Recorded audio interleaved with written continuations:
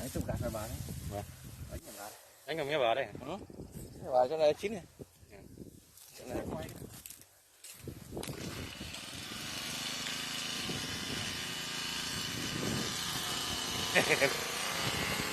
Đấy chứ, nghe vào đây.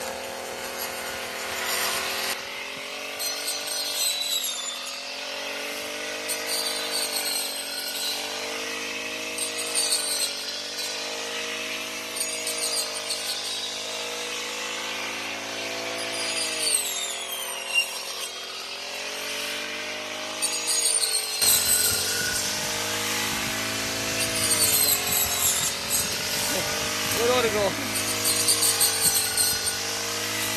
Ôi. Nó mất. Ủa ra. Được rồi. Thử đâu được rồi. Quảng cáo máy gặt bằng tay. Không phải chuyên nghiệp. Không chuyên nghiệp không làm được.